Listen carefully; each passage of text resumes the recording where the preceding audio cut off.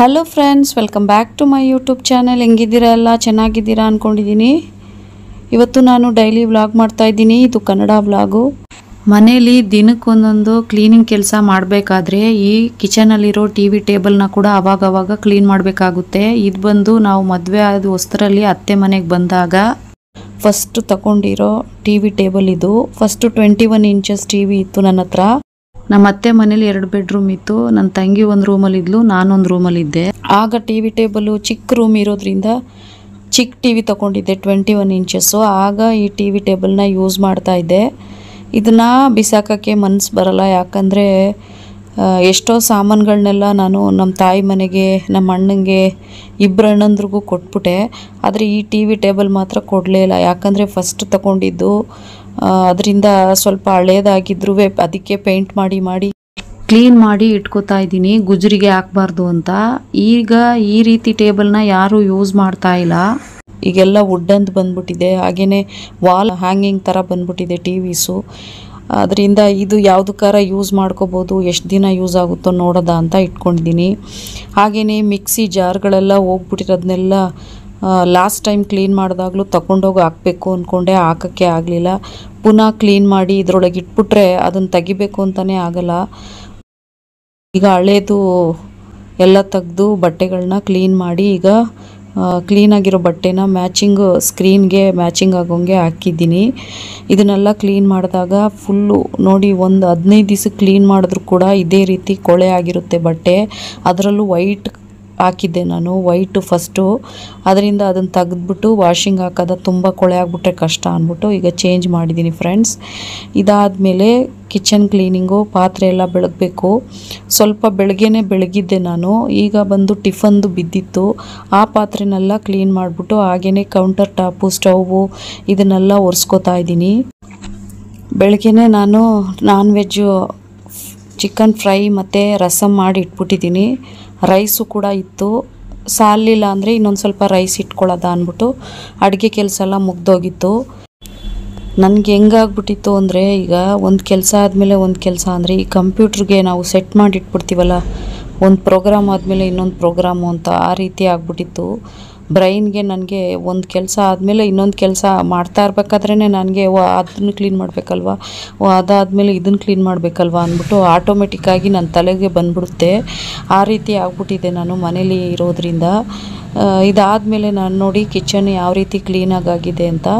ಕಿಚನೆಲ್ಲ clean ಆದ್ರೇ ಮನಸ್ಸು ಸಮಾಧಾನವಾಗಿರುತ್ತೆ. ಪಾತ್ರೆ ಸಿಂಕಲ್ಲಿ ಒಂದು ಕೂಡ ಇಲ್ಲದೇದಂಗೆ ತೊಳೆದಿಟ್ರೇ ಒಂದು ಖುಷಿ. ಯಾಕಂದರೆ ನೆಕ್ಸ್ಟು ಅಡುಗೆ ಮಾಡ್ಕೋಬೇಕು ಅಂದರೆ ಖುಷಿ ಆಗುತ್ತೆ. ಯಾಕಂದರೆ ಕ್ಲೀನಾಗಿರೋ ಕಿಚನಲ್ಲಿ ಅಡುಗೆ ಮಾಡಬೇಕು, ಇಲ್ಲ ಒಂದು ಟೀ ಇಟ್ಕೋಬೇಕು, ಏನೋ ಒಂದು ಮಕ್ಳಿಗೆ ಮಾಡಿಕೊಡ್ಬೇಕು ಅಂದರೆ ಚೆನ್ನಾಗಿರುತ್ತೆ. ಯಾಕಂದರೆ ಪಾತ್ರೆ ಎಲ್ಲ ಕ್ಲೀನಾಗಿರುತ್ತಲ್ವ, ಇಲ್ಲಾಂದರೆ ತೊಳಿಬೇಕು ಮಾಡಬೇಕು ಅಂದರೆ ಸ್ವಲ್ಪ ಕಷ್ಟ ಆಗುತ್ತೆ. ಇದಾದಮೇಲೆ ಮನೆಯೆಲ್ಲ ಕ್ಲೀನಾಗಿ ಕಸ ಗುಡಿಸ್ಕೊಂಡು ಬರ್ತಾಯಿದ್ದೀನಿ. ಈ ಕೆಲಸ ಎಲ್ಲ ಮುಗಿದ್ಮೇಲೆ ದಿವಾನ್ ಕವರ್ಸ್ ಎಲ್ಲ ಚೇಂಜ್ ಮಾಡೋದ ಅಂತ ಇದ್ದೀನಿ. ಅದು ಕೂಡ ಮುಗಿದ್ಮೇಲೆ ಆರ್ಯಾಗೆ ಸ್ನಾನ ಮಾಡಿಸ್ಬೇಕು, ರೀನಿಗೆ ಸ್ನಾನ ಮಾಡಿಸ್ಬೇಕು, ನಾನು ಸ್ನಾನ ಮಾಡಬೇಕು. ಆ ಕೆಲಸ ಎಲ್ಲ ಮುಗಿದ್ಮೇಲೆ ಬಟ್ಟೆ ಮಡಚಿ ಬೀರೋಲಿ ಇಡಬೇಕು. ಈ ರೀತಿ ಒಂದಾದ್ಮೇಲೆ ಒಂದು ಪ್ರೋಗ್ರಾಮ್ ಥರ ಕಂಪ್ಯೂಟ್ರಲ್ಲಿ ಇರುತ್ತಲ್ಲ, ಆ ಥರ ನಮ್ಮ ಬ್ರೈನಲ್ಲಿ ಆಟೋಮೆಟಿಕ್ಕಾಗಿ ಹೋಗ್ತಾ ಇರುತ್ತೆ. ನನಗೆ ಕ್ಲೀನ್ ಮಾಡೋಕ್ಕೆ ಮನೇನ ಇಂಟ್ರೆಸ್ಟ್ ಇರಬೇಕು ಅಷ್ಟೇ, ಬೇಜಾರು ಏನು ಅನಿಸಲ್ಲ. ಯಾಕಂದರೆ ಕ್ಲೀನಾಗಿ ಮಾಡಿ ಇಟ್ಕೊಂಡ್ರೇ ನಮಗೂ ಒಂದು ಖುಷಿ ಅಲ್ವಾ, ಸಮಾಧಾನ, ಪಾಸಿಟಿವ್ ಥಿಂಕಿಂಗ್ ಬರುತ್ತೆ, ಪಾಸಿಟಿವ್ ಎನರ್ಜಿ ಇರುತ್ತೆ ನಮಗೂ ಕೂಡ. ಕ್ಲೀನ್ ಇಲ್ಲದೆ ಇಟ್ಕೊಳ್ಳೋಕ್ಕಾಗಲ್ಲ ಮನೇನ ಅಂತ ಈ ರೀತಿ ನಾನು ಮಾಡ್ಕೋತಾ ಇರ್ತೀನಿ.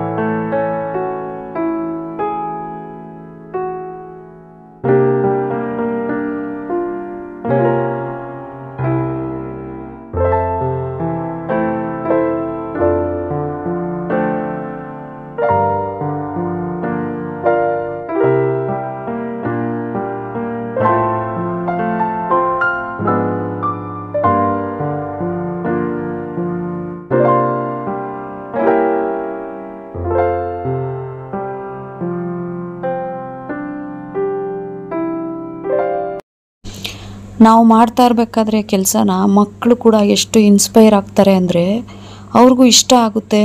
ನಮ್ಮ ಮಮ್ಮಿ ಈ ಥರ ಎಲ್ಲ ಕೆಲಸ ಮಾಡ್ತಾರಲ್ಲ, ನಾವು ಕಲಿಬೇಕು, ನಾವು ಮಾಡಿಕೊಡ್ಬೇಕು ನಮ್ಮ ಮಮ್ಮಿಗೆ ಅಂತ ಅವಳು ಹೇಳ್ತಾನೆ ಇದ್ಲು. ಮಮ್ಮಿ ಕೂತ್ಕೊಳ್ಳಿ, ಏನು ಒಂದಾದ್ಮೇಲೆ ಒಂದು ಮಾಡ್ತಾನೇ ಇರ್ತೀರಾ ಅಂತ.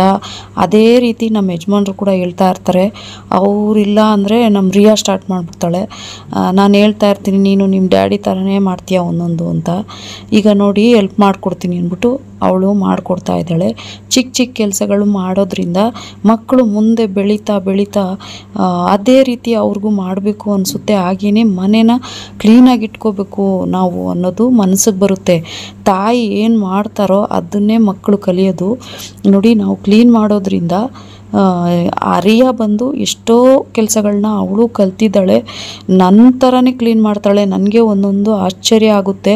ಅವಳಿಗೆ ಈಗ ಬಂದು 9 ಇಯರ್ಸ್ ಅಷ್ಟೇ, ಆದರೆ ಸುಮಾರು ಕೆಲಸ ನಾನು ಚಿಕ್ಕದ್ರಲ್ಲಿ ಅಷ್ಟು ಕೆಲಸ ಮಾಡೋದನ್ನ ಗೊತ್ತಿಲ್ಲ. ಆದರೆ ಕ್ಲೀನಿಂಗ್ ಎಲ್ಲ ಮಾಡ್ತಾಯಿದ್ದೆ ನಾನು ಚಿಕ್ಕದ್ರಲ್ಲಿ. ಅದೇ ಹ್ಯಾಬಿಟ್ಟೇ ನನಗೆ ಬಂದಿರೋದು. ನಮ್ಮ ತಾಯಿ ಅದೇ ಥರ ಮಾಡೋರು, ಅದೇ ರೀತಿ ನಾನು ಮಾಡುವೆ. ಈಗ ನೋಡಿದ್ರೆ ನನ್ನ ಮಗಳು ಮಾಡೋದು ನನಗೆ ತುಂಬ ಖುಷಿ ಅನಿಸುತ್ತೆ.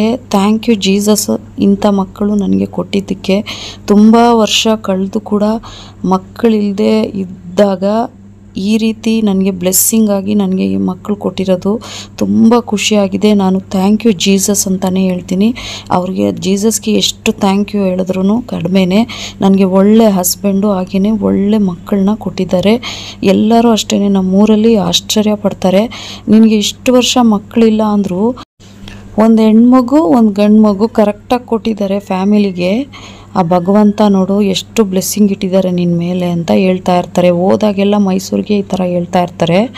ಹಾಗೆಯೇ ಫ್ರೆಂಡ್ಸ್, ದಿವಾನೆಲ್ಲ ಕ್ಲೀನ್ ಮಾಡಾಯಿತು, ಕಿಚನ್ ಕ್ಲೀನಿಂಗು ಆಯಿತು. ಇದ್ರ ಜೊತೆಗೆ ವಿಡಿಯೋನ ಕೂಡ ಎಂಡ್ ಮಾಡ್ಕೋತಾ ಇದ್ದೀನಿ. ಈ ವಿಡಿಯೋ ಇಷ್ಟ ಆದರೆ ಲೈಕ್ ಮಾಡಿ, ಕಮೆಂಟ್ ಮಾಡಿ, ಶೇರ್ ಮಾಡಿ. ದಯವಿಟ್ಟು ಸಬ್ಸ್ಕ್ರೈಬ್ ಮಾಡೋದನ್ನ ಮರಿಬೇಡಿ. ಇದುವರೆಗೂ ನನ್ನ ಚಾನಲ್ನ ಯಾರು ಸಬ್ಸ್ಕ್ರೈಬ್ ಮಾಡದೆ ನೋಡ್ತಾ ಇದ್ದೀರಾ ಹೊಸದಾಗಿ, ದಯವಿಟ್ಟು ಸಬ್ಸ್ಕ್ರೈಬ್ ಮಾಡ್ಕೊಳ್ಳಿ. ವಿಡಿಯೋ ಇಷ್ಟ ಆದರೆ ಲೈಕ್ ಕೊಡಿ. ವಿಡಿಯೋದಲ್ಲಿ ಏನಾದರೂ ಮಿಸ್ಟೇಕ್ ಇದ್ದರೆ ಕಮೆಂಟ್ ಮೂಲಕ ತಿಳಿಸಿ.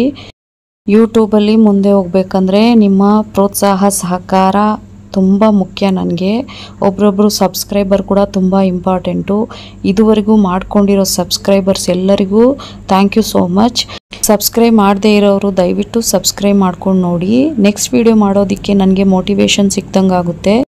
ಈ ವಿಡಿಯೋನ ಕೂಡ ಎಂಡ್ ಮಾಡ್ಕೋತಾ ಇದ್ದೀನಿ. ನೆಕ್ಸ್ಟ್ ವಿಡಿಯೋದಲ್ಲಿ ಸಿಗ್ತೀನಿ. Thank you for watching. Bye, take care friends.